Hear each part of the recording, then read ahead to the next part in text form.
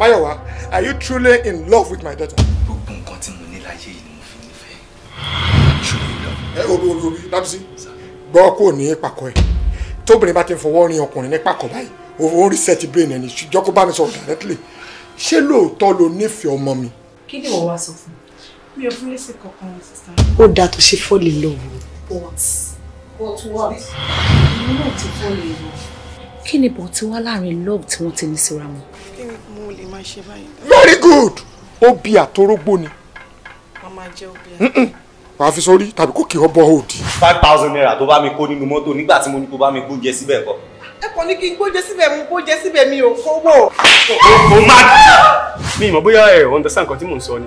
Mo ní iṣẹ́ tẹ wá síbí lánàá tẹ wá sign gbogbo document tó yẹ kẹ́ sign. Tá dẹ̀ tún transfer owó sí 80 million naira lánàá yìí. Tẹ́ dẹ̀ jẹ́ ká mọ̀ wípé ẹ ti rí alert kẹ́ tó tọwọ́ bọ̀ wí. Ìyẹn ni mò ń sọ wípé ẹ ti bẹ̀rẹ̀ iṣẹ́ yẹn ibo lẹ bá wa bá dé. Èmi wo ni mo wá bí lánàá ọ̀gá? Òun náà ni mo ní kí n wá lé ní because èyí náà lẹ sọ fún mi pé kí n wá.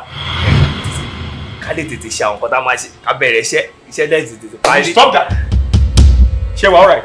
Kí ló ṣe Máyọ̀wá tó ṣe máa Ọ̀rọ̀ yìí ò yé mi mọ́. Gbogbo ẹ ti sú mi o. Ọmọ tó bá máa sin mi ò ní kú lójú ẹni. Dáríjì mi.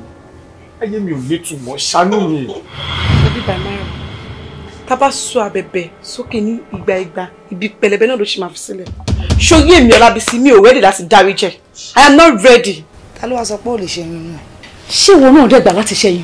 Sister mi ò ní choice. Aláàlọ́ ibì kan fún àǹfààní ara ẹ. Má mi ṣe fẹ́ gbọ́. Ǹjẹ́ mo bóyún tó wà nínú Lábísí yẹn mi kàn mú ni? Wọ́n ní tí Ọlọ́run bá ti gbèdè dá.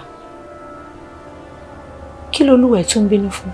Ọ̀rẹ́ ò gbẹ́bọ́ bẹ́ẹ̀ ni ò gbájò nítorí ẹja tí ò kú kò lè kákò.